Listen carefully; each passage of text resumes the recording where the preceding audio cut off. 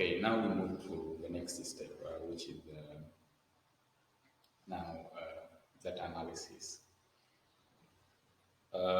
Remember the concept that as you collect qualitative.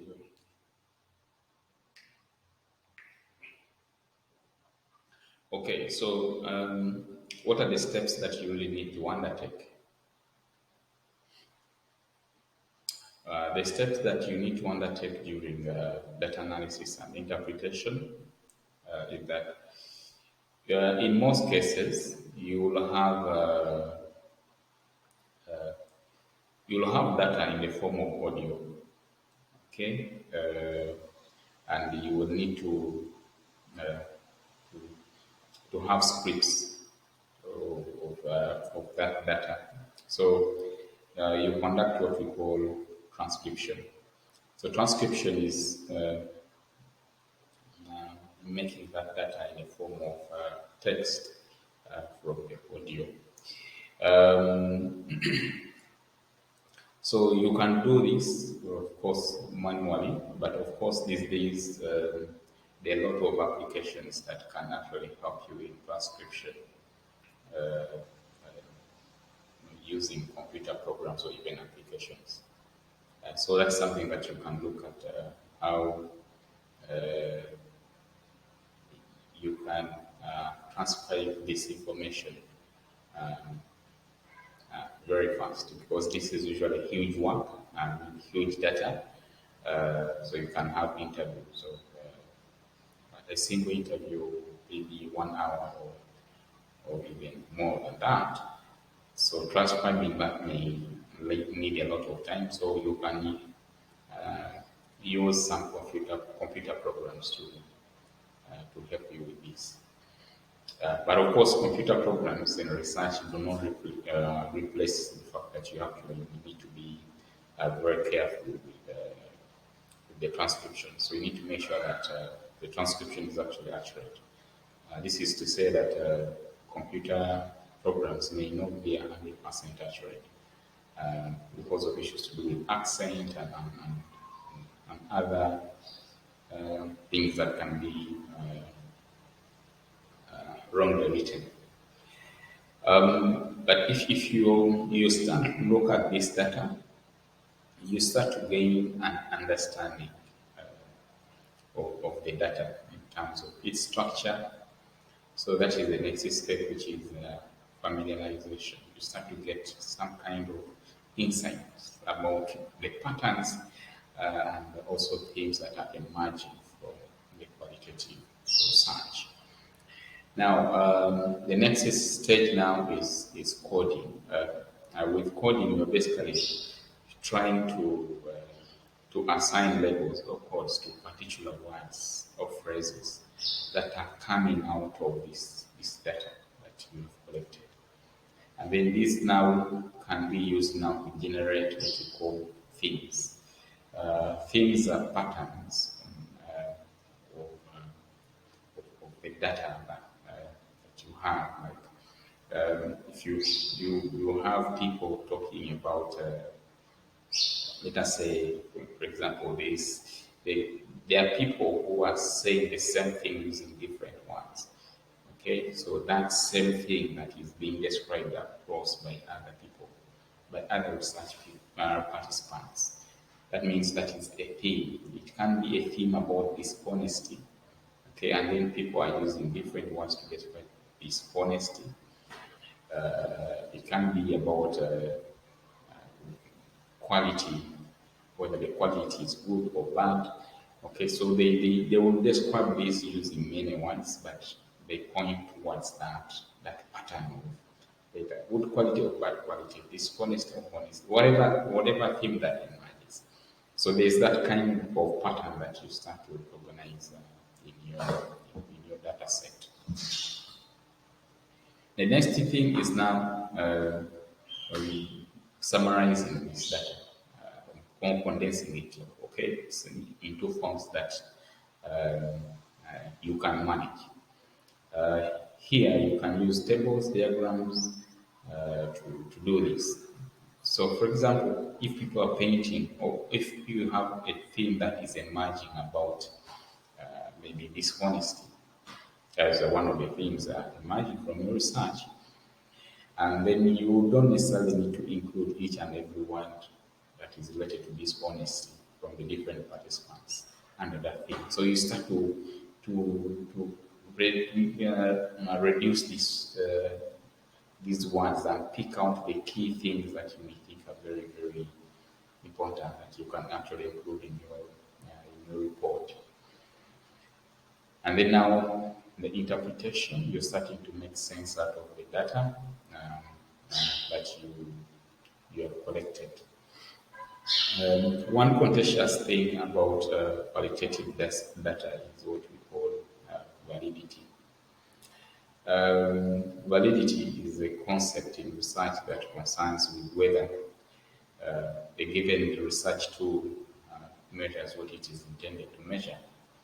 So if you're seeking out to measure a particular concept, you should use the right tool to measure it. So the issues here for in the context of qualitative research is that validity is related to the trustworthiness of the research findings. Can actually people believe your research findings? Okay, can they trust your research? These are things that are very pertinent that you have to look at in making interpretation of your findings. So now you need to present your findings. They usually the discussion and interpretation of findings, or what you can say, the presenting the findings and the discussion of these findings. In qualitative research, sometimes it's actually looked at in one chapter because it is very hard to distinguish the findings from the discussion. So most people find it convenient to have this way together. So when you're now looking at how you're presenting your findings, you need to have certain things in mind that should actually come out in your discussion of those findings. One is the ability of your research findings to be transferred to other settings. This is transferability or generalization. We earlier on hinted on the fact that generalization in qualitative research is actually very hard. It's hard, but still you need to explain the potential that actually your findings can actually be transferred in other settings. You need to clearly state how you collected the data, describe how you collected the data, and why you use the methods that you actually apply. So this is very important for people to have an insight on how you arrived at certain decisions. This is very key because it will increase their ability to trust your work, that is credibility, and also whether they can actually trust your work or not. And then the conclusion should actually be consistent with the evidence that you have got from the study. So you need to make sure that you actually draw the right conclusion from the findings. You may not necessarily actually have to present all your findings in form of words, but you can still use imaginative diagrams and other semantics to actually communicate what you intend to. Including quotes or verbatims is actually very, very important because it actually helps in emphasizing the points that you're trying to put across. Research ethics is actually very important. We need, as a researcher, you need to conduct your research in a way that is actually portraying your integrity, professional ethics, and also the rightful behaviors. If you actually don't portray this, it still comes back to people questioning your research process. And also at the end of it all, they will question your findings if you don't conduct research in the right way. So there are guidelines that you actually need to follow in conducting research. It's very important that you actually follow. It's very important that you actually follow this because you don't want your reputation to be harmed in a way. Here there is a capital R, it should be small r. I mean, yes, in this line, this R comes down, reputation of researchers, disciplines and universities. There are two braces here. Okay, so it is actually very important that you follow the right ethical principles because you don't want to harm the research participants in the process of your research, and that usually you conduct the research that is your own research, individual research, or you can be a team of people that are actually conducting research, or even you could be falling into a particular profession that which you're conducting this research, or even organizations which can be NGOs, universities, and other uh, private or even public institutions. So you have an image that you actually have to protect, whether you're carrying out this research on, as an individual, as an organization, or as a person who falls under a particular discipline, because you have a professional obligation to protect the image of a particular discipline. So that is why it is actually very key that you follow the right ethical principles. So what are these ethical principles? We have autonomy, that people have the right to make their own decisions, and they should actually be treated with dignity and respect. And with this means that you don't have to coerce them to be part of the research. You want them to make informed decisions on whether they can participate in the research or not. And then the other issue is confidentiality, which is the fact that you don't want to disclose information to other parties that are not part of the research, because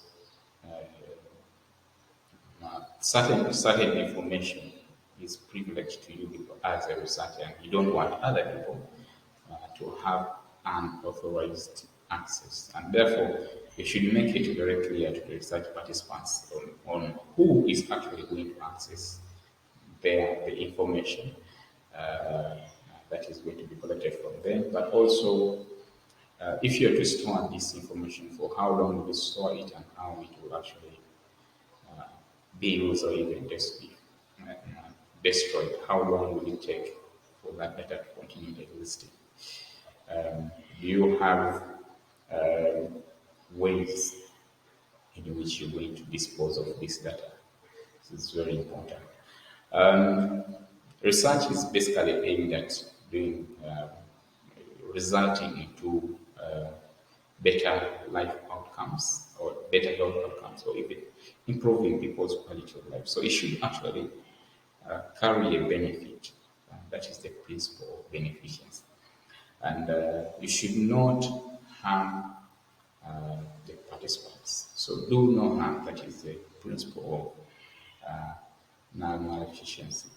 And then justice, this is associated with fair distribution of resources and opportunities that come with research. And then, of course, you don't want to waste your resources on conducting research that is not scientifically sound.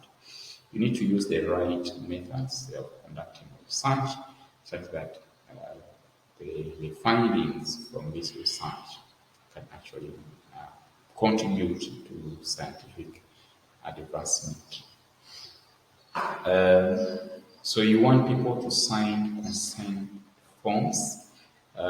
These consent forms can only be signed when you have provided adequate, accurate information to the research participants, such that they can make their own voluntary decisions. And it is very important that there are people of sound minds who can make good decisions. So they should be very competent. So the information that you need to provide to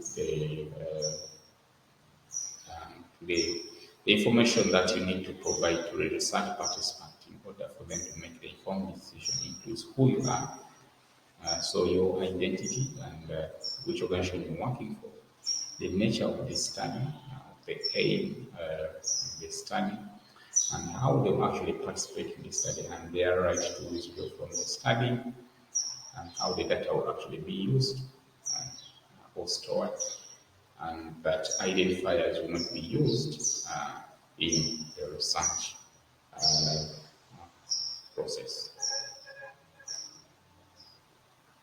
Earlier on, we mentioned that the researcher is actually a research tool himself or herself, because they bring into the research process their insights, their own insights or experiences um, about the topic that they're actually investigating. So this, in a way, actually creates bias, and it is very important that we recognize this data, this bias, or this experience or insights uh, uh, from the word go.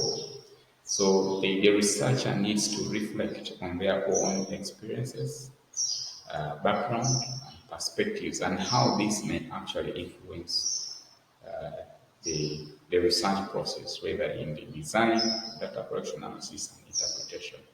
This is very key because we need to have that kind of understanding and know the person who is conducting this research.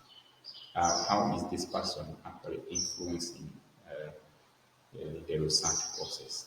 So this is a concept to do with reflexivity. So you become very explicit of your own background experiences, insights about the research topic.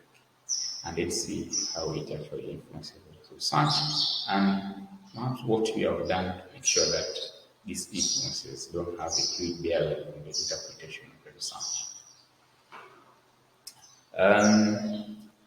Sampling, you will not conduct a research on each and every one, but you instead actually have a segment or a subset of the population that you actually ask questions. So the process of selecting that subset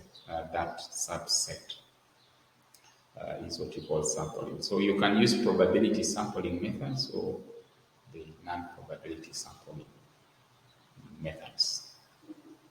When we talk about probability sampling methods, we mean that the chances that members of the community of a particular population actually have an equal chance of participating in the study. That means that you are basically picking members from randomly from a population randomly. This is very important, especially in quantitative research methods. So therefore, non-probability sampling methods are very common in qualitative research. Um, and that is perhaps one of the reasons as to why we do not have good property of generalization in qualitative studies, because we don't choose representative, the samples are not usually representative of the whole population. So it is very difficult to make conclusions based on the samples that we have. So we cannot infer our conclusions on the genome or the whole population.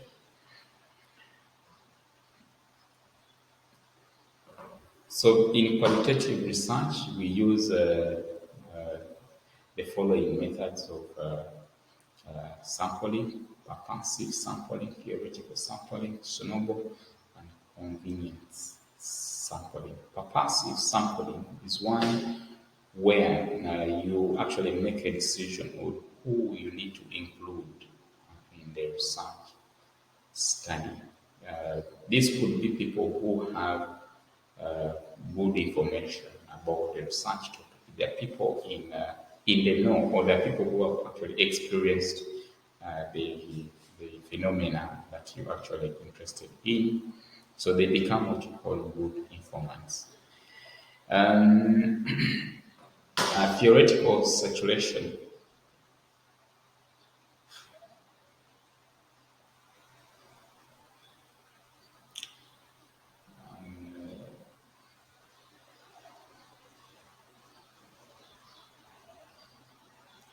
Theoretical saturation is a concept that actually is related to sampling because, yes, you want to continue collecting data. You want to continue collecting data uh, uh, from people, but you actually do not have the predetermined number of participants that you want to collect data from. So therefore, you you collect the data until a point in which you do not collect no new information. At that point is what we call saturation. This is very important for you to note. This line on saturation should move. Bef- uh, it should be before sampling. Okay, it should be before sampling. So quarter sampling is one which is actually concerned with having a decision on who is going to participate in the research because of maybe their age, their address, and their occupation. So, for example, if you're conducting a research in the hospital, you may need to get the views of the doctors, the nurses, clinic officers, and the rest. So you can say 4 doctors, 4 nurses, and then maybe 4 clinic officers. This is quota. So you're basing the decision on who you're going to interview based on their profession, so that you can have a clear picture of the problem that you're investigating. This one should be complete, complete sentence. Need to move it. Theoretical sampling, you are basically collecting data from individuals because of the fact that there are prior studies that have been done on these individuals.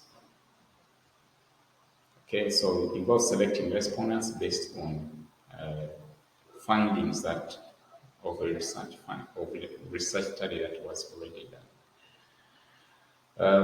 Then we move to snowball sampling. Snowball sampling is when you know there are few individuals who have experienced uh, a phenomena that you are actually interested in, and now you need to identify 1 or 2 of them, and then those 2 will actually lead you to other people who have the same experience.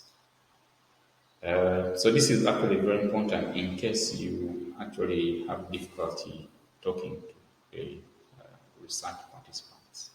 So they can enable you to connect to other research participants, and then they can agree to the interview. Convenience sampling is when now you actually get those who are available to you, place and time. Okay, those who are really available to you are the ones that you actually interview. The difficulty is that this may not be representative of the general population. We have a concept of gatekeeper. This is to refer to the fact that if you want to, for example, have an interview with students, then the head teacher becomes a gatekeeper because he becomes the key person who will give you access to the research participants or even to the research area. Keep that out.